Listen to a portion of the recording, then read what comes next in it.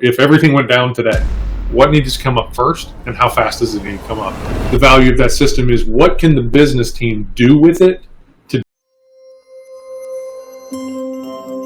All right, good afternoon, everybody, and welcome to another episode of Strategy Bites. My name is Mike Almeida. I'm here with my friend and business partner and co-host, Mark Gibson, and we've got a pretty good, I'll call it, episode to talk about today. And this is something that is probably, it's not really talked about in business, but it appears every single day. And if you're not consciously aware of it, it can create chaos when you least want it to occur.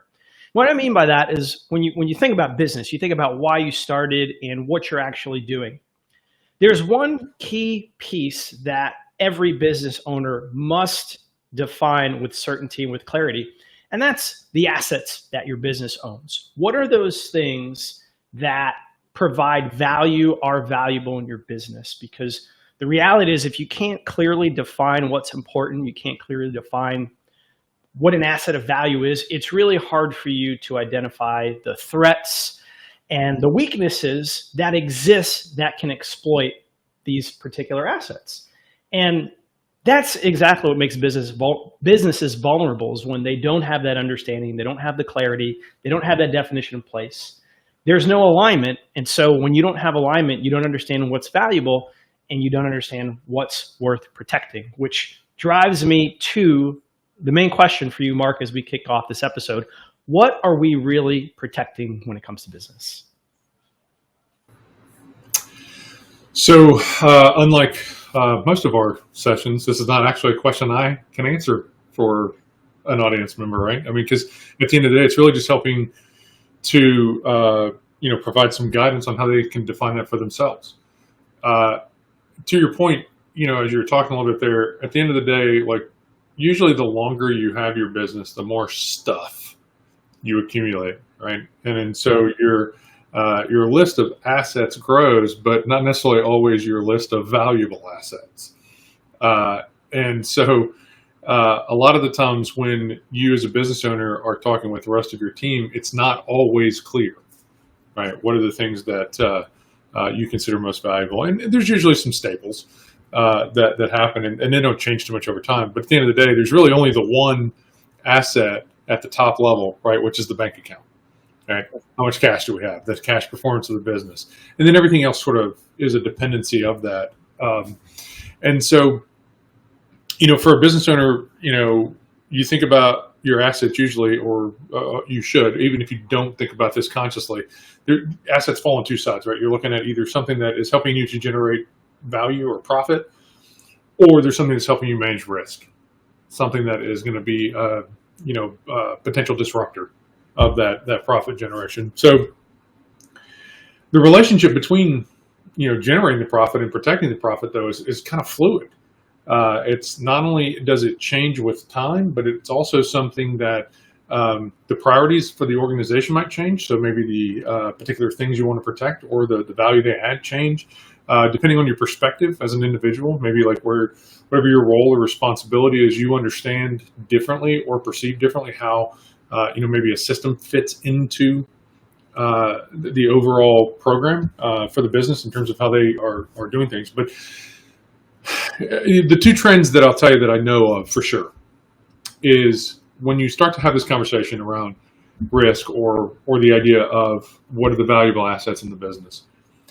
Business leaders and the business team tend to focus on functions and activities. Technical leaders generally focus on systems. And so that's usually where the disconnect comes, is because we're speaking two different languages when we do that. And so a lot of what we talk about is how do we bring those two things together. So as a business owner, Mark, perhaps maybe you could expand on this. How do you define, or what's your viewpoint on a function? And how do you define, or what's your viewpoint on a system, to sort of tease out the two? The way I think about, maybe the function or activity, that's really what your business is doing. Either the individual or collectively. It's what are the things that we do that generate value for ourselves, or for clients, maybe the community, however, whatever your audience is, whoever you serve. Those business functions and activities are the things that you're doing that generate that value.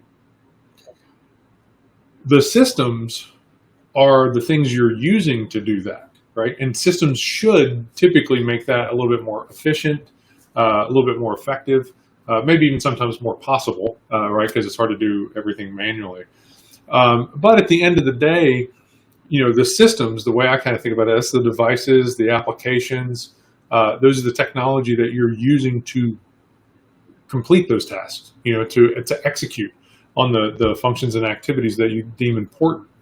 And so the thing that usually gets lost there in that communication is, a technical or IT person usually is focused on that system, and they kind of forget or lose sight of the fact that the value that's attached to that system isn't really about how much it costs or how many cool features it has or the quality of that system. It's really the value of that system is what can the business team do with it to generate the value in their functions and activities. So that's the alignment that you've got to try to really achieve. And it comes from two different languages, frankly.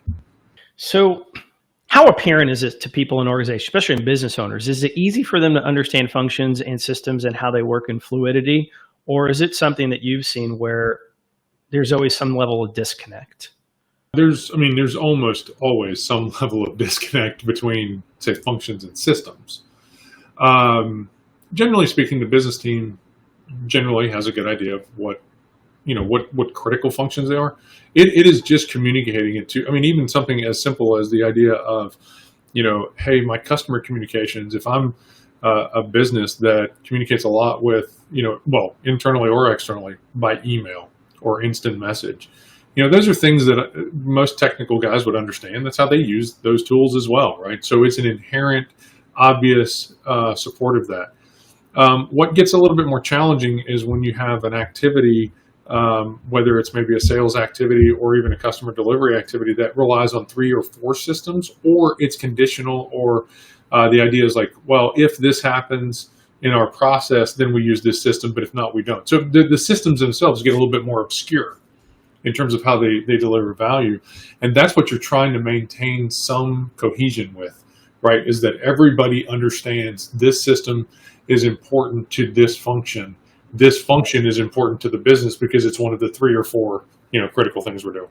Okay. So I think there's some connection pieces here. So as we start to unpack really the best way to understand what you're really protecting and get everybody on the same page, is there a practical solution or a set of steps that you would recommend a business owner consider as they're trying to, I guess, tie the functions to the systems, perhaps? It's usually pretty easy, I would say, for the business team to put their hands on a list of here's the things we care about, right? Like, you just ask the question essentially of, if everything went down today. It's almost like an incident response planning exercise, right? The idea of like, hey, everything is down. What needs to come up first and how fast does it need to come up? And again, depending on if you're a salesperson versus a delivery person versus somebody in finance versus you're the CEO, like you're all going to have a different opinion largely about, what the answer is to that question. Like what comes up first, second, third. But that's what you're trying to do is kind of blend that. But for the most part, that shouldn't really be that much more than about a 30-minute exercise. And something that you can do on a routine basis that says, here are the critical business activities that we have. What's a little bit more challenging isn't necessarily the right word, but it's a little bit more time intensive, is the idea to say, hey, now that we understand this is the business activity, what is the process that it follows? And then from that, what are the systems that are being used to deliver on that? And then that's where your technical guys are going to really have to be able to understand, at least, well enough to define the systems. What is the flow of information, or what is the communication that happens with that, so that we can understand A leads to B, leads to C, leads to D. Again, going back to the email example, right? We're talking about something that is not just, most users would think of that as being like, hey, it's my Outlook. Or if you use Gmail, it's my web browser. But at the end of the day, when you think about it more from a technology perspective, it's, Microsoft or Google, it's our mail filter, it's our DNS, it's, any kind of internet connectivity. All of those things are flowing into the idea of just being able to send and receive an email. So how do you start to think about potential disruptions or, securing, so we think about security and resilience, right? What are the things that need to be attached to those components for the one activity of sending an email to be, reliable? So, Mark, as you're talking about, obviously, there needs to be some level of communication here with people understanding how the systems support the business, why it matters, why it's important.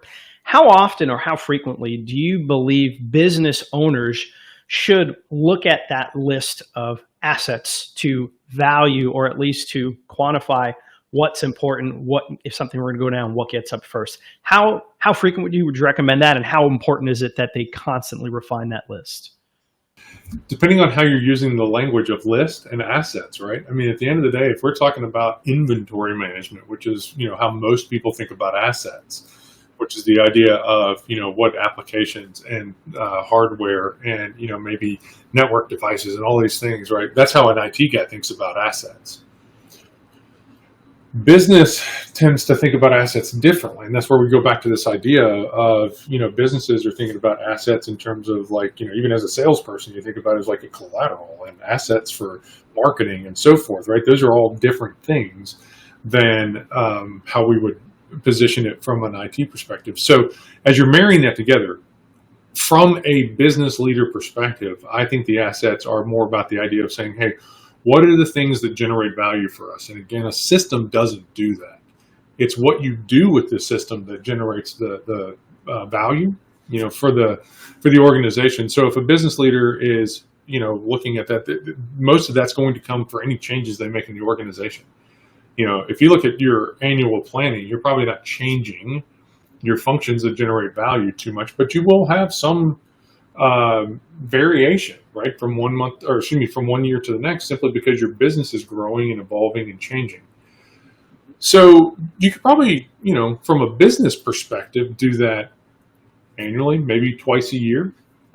But you've got to then, when you have that to hand off as the anchor to the people who are going to be getting down into it, into the weeds a little bit, whether that's on the technical or the business side, that's something you probably want to look at a little bit more quarterly.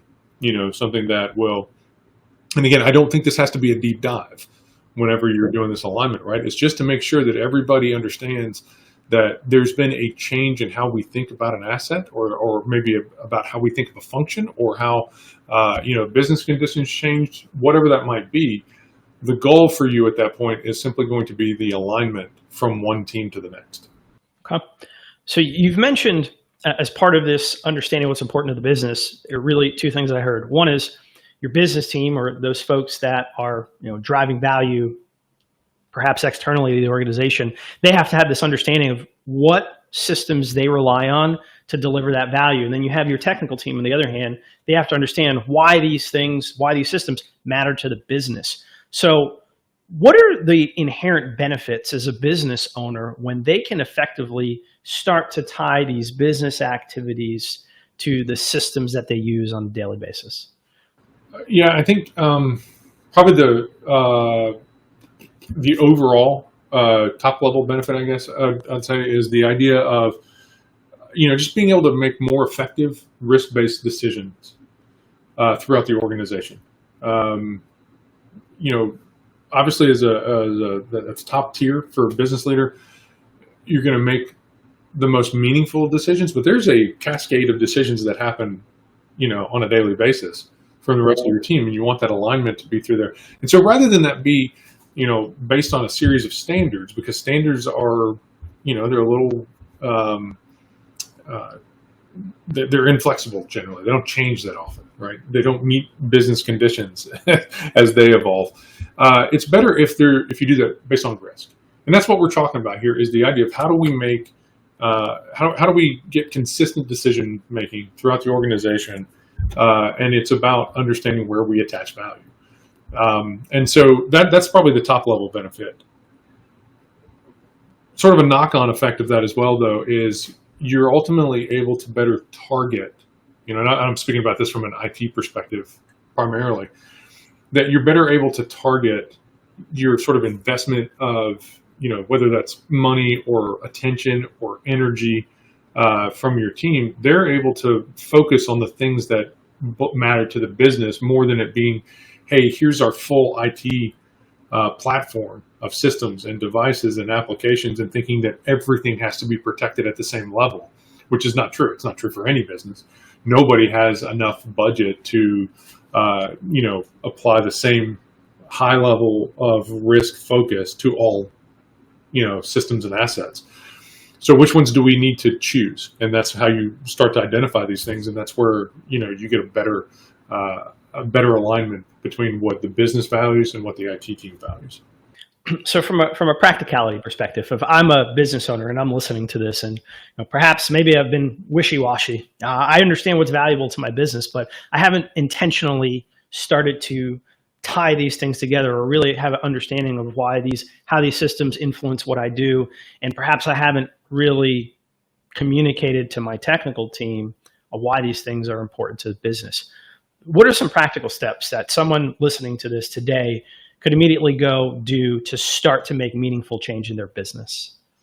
Having done a few of these now, I think we all always start with the exact same thought process, which is, sit down and have a conversation, right, with the person that's leading your IT team. So much of this is about communication, and it's bidirectional, and particularly early on, it's probably going to need to be real time in terms of being able to react and respond to each other, and ask questions. Once you've got a solid foundation, then you can be a little bit more asynchronous in the communication. But I think, you as a business owner, and we'll talk about it for us, myself and you, like you and I have two different approaches to life and business and worldview and so forth. And we have two different sets of responsibilities within our organization. And so we view risk a little differently. So every so often we sit down and we talk about, hey, what's important to the business? And, we enlighten each other on either side of that. And we're closer to our IT team being, the nature of what we are, but we even still have that conversation. We sit down and we say, hey, listen, here's the critical business functions. This has changed just a little bit in the last few months. And as we talk with our team on that, they let us know, here's what we need to consider from a risk perspective, or even just a functionality perspective. So that's what I would say is there's two aspects of it. In the conversation, you need to be able to answer two questions. One's for you, which is, hey, do I really understand sort of the systems that fit my critical functions? And not, do I understand, how they all work? It's more about the idea of, do I understand how they fit and why they are important to how my business functions.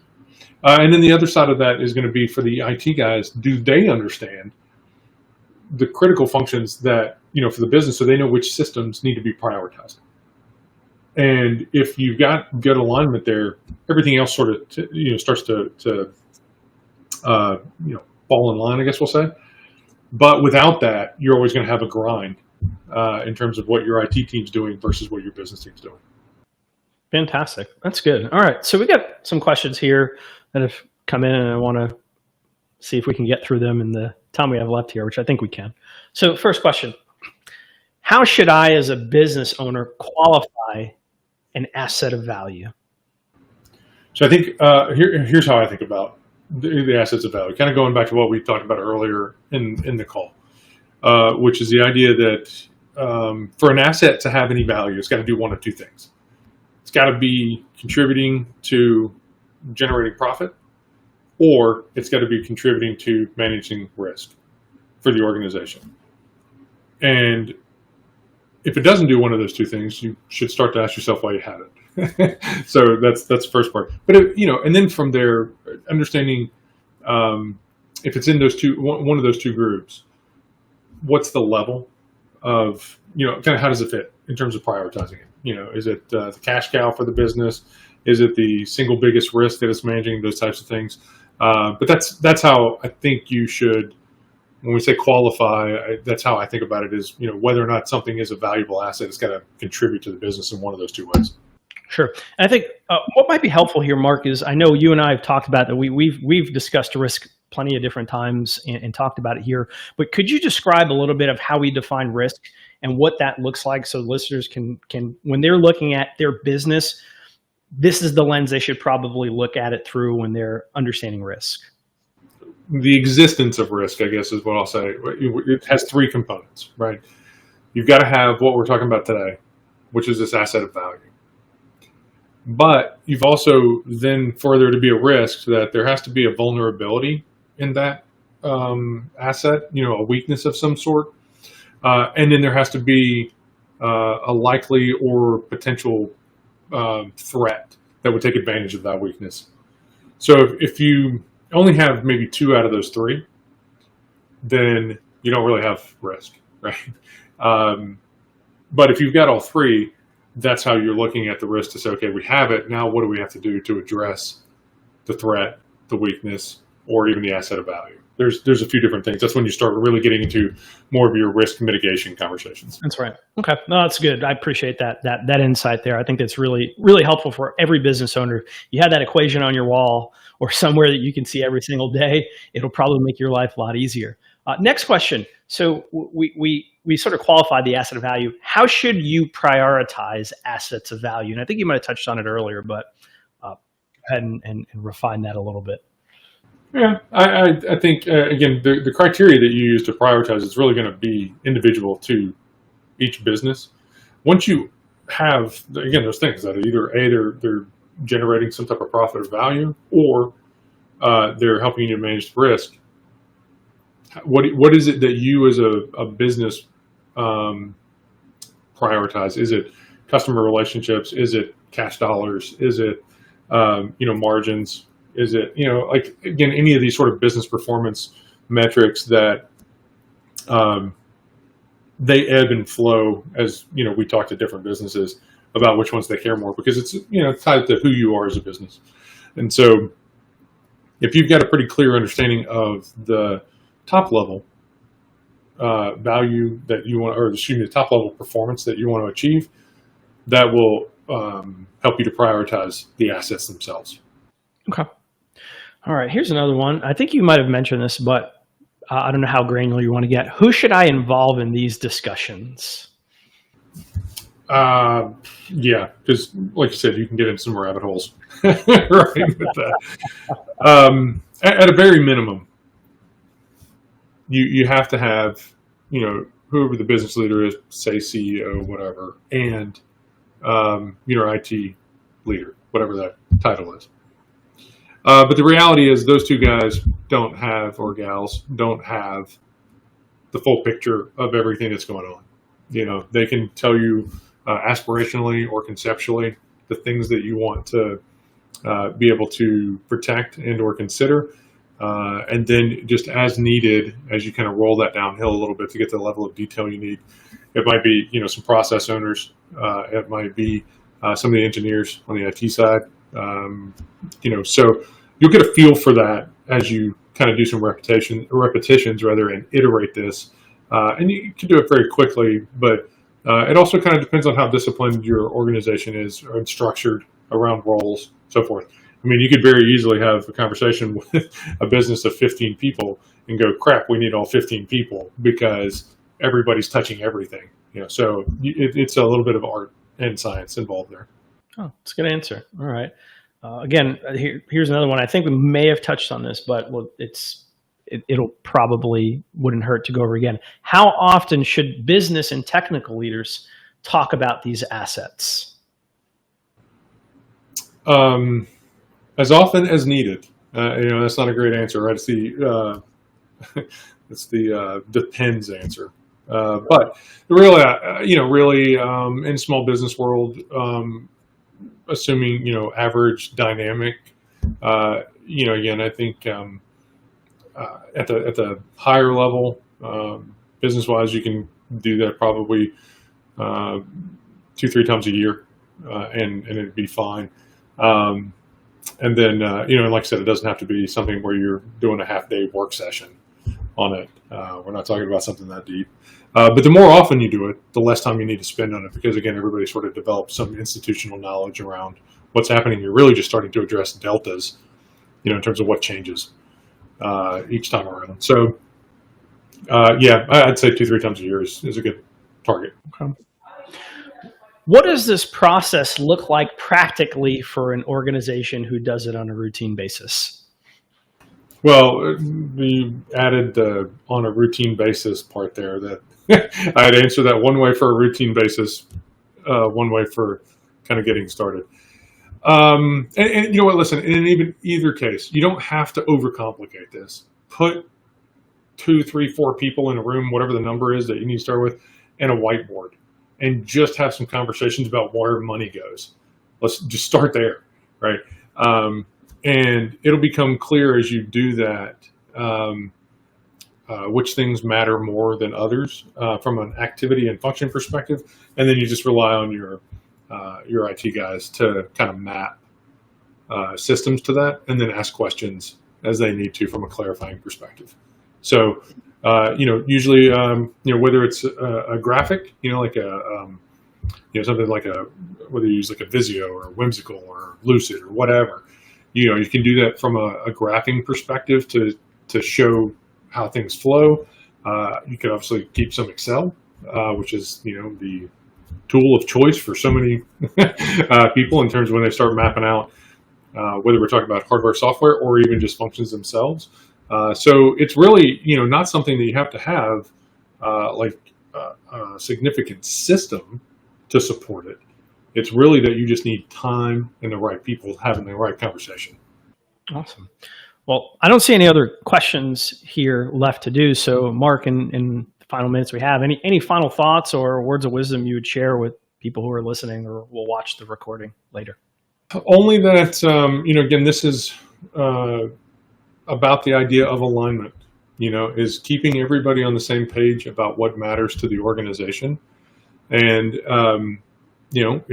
it can get squishy, is my favorite word for this kind of stuff, that, if there's not an intentional effort to, apply some rigor to the changing conditions of the organization. So that's externally. And then internally, the changing perspectives, then you can very much get out of whack. And risks take advantage of gaps. Gaps from a security perspective, gaps from a procedural perspective, a tool perspective, whatever. That's how you get gaps, is first and foremost not being aligned on, decisions and approaches. So. Awesome. Well, that was a really good topic, and I definitely appreciate the insight, as I'm sure the folks who watched and who will watch are going to appreciate it too. And as always, Mark, really good having this conversation with you and sharing what we've done, what we do with other people. So for those of you watching, if you like what you see, please like and subscribe to our YouTube channel, or you can join us on LinkedIn Live, or you can join us on the Restream platform. So again, thank you guys for your time today. Hope you enjoyed the rest of your week. And Mark, thank you as well. All right. Thanks, Mike. All right. Take care. Bye-bye.